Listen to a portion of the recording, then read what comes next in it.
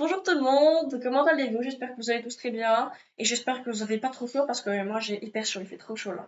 C'est fou.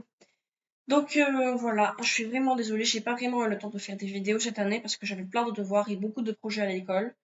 Mais maintenant c'est les vacances donc je me suis dit que je pouvais faire une petite vidéo. Donc voilà. J'ai acheté deux livres, je me suis procuré de deux livres. L'un s'appelle Les disparus de Silver Lake et l'autre s'appelle L'étrange vie de Nobody Owens.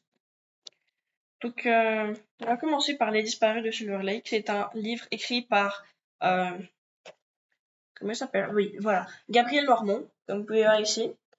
Oui, et ça a été publié par les éditions Gabriel Lormont, qui, oui, appartiennent à l'auteur. Donc, c'est l'histoire d'une jeune fille de 17 ans qui s'appelle Clara.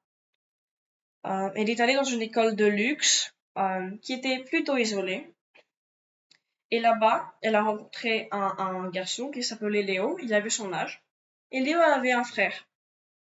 Son frère, ça faisait 12 ans qu'il était parti dans un programme comme Erasmus. Donc, je sais pas si vous connaissez, mais c'est un programme où les élèves, ils voyagent à l'étranger et prennent des cours à l'étranger en échange d'autres élèves qui viennent à leur école. Donc, en fait, c'est que son frère, il est jamais revenu de ce programme. Et la plupart des élèves qui partaient dans ce programme ne revenaient jamais.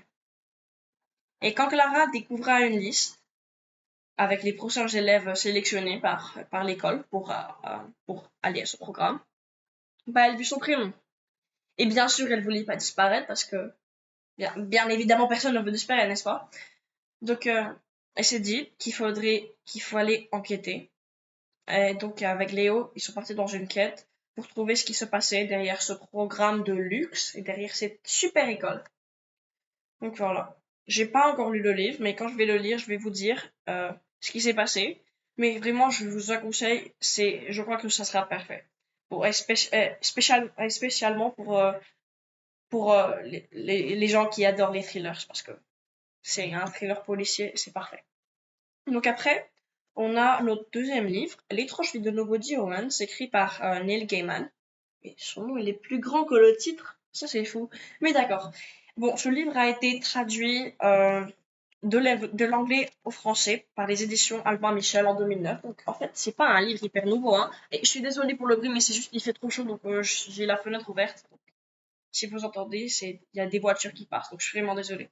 Mais bon, voilà, maintenant je vais vous parler du livre, de notre thème principal. Donc oui, il a été traduit de l'anglais au français en 2009, donc c'est pas hyper nouveau. Et puis voilà, c'est l'histoire d'un enfant où sa famille a été tuée. Donc, Nobody, euh, une nuit, toute la famille de Nobody a été tuée par un certain tueur qui s'appelait le Jack, ou le Jack en français. Donc, la nuit du meurtre, Nobody s'était enfui de la maison. Mais il avait que 18 mois, donc en vrai, je sais pas comment il a fait ça. Parce que à 18 mois, t'as à peine un an et demi. Mais d'accord. Voilà. Quand je vais le lire, je vais vous dire ce qui s'est vraiment passé. Donc, en fait, Nobody s'est enfui et il est allé se réfugier dans le cimetière juste à côté de chez lui. Et bien heureusement pour lui, dans le cimetière, il y avait des fantômes. Et ces fantômes l'ont pris et l'ont élevé comme si c'était leur propre fils. Et l'ont appelé Nobody parce que, en fait, Nobody en français signifie personne. Donc, ils savaient pas à qui Nobody appartenait. Donc, ils l'ont appelé Nobody parce qu'il n'appartenait à personne. Donc voilà. Euh, Dans ce cimetière, Nobody avait même des amis, comme par exemple Silas. C'était un vampire euh, qui lui apportait de la nourriture et c'était comme son tuteur. Il lui apprenait des choses sur le monde humain. Et puis voilà, ouais.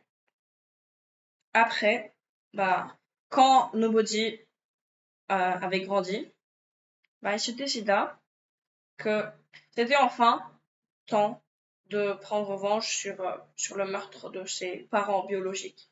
Donc, il commença une quête pour trouver le Jack, le tueur, qui avait tué ses parents. Et c'est là où l'histoire commence. Donc, j'ai vraiment pas lu le livre, donc je sais pas ce qui s'est passé, donc je peux pas vous raconter. Mais je crois que ces deux livres, ils sont super. et spécialement si vous aimez bien les thrillers ou les livres paranormaux. Donc voilà, c'est tout pour aujourd'hui. J'espère que vous allez lire les livres et que vous allez les aimer et j'espère que vous avez aimé la vidéo. Donc merci beaucoup, je vous aime beaucoup. À très bientôt avec une nouvelle vidéo. Je vous aime, au revoir. Oh, pardon, je dois fermer. Voilà. Merci, au revoir.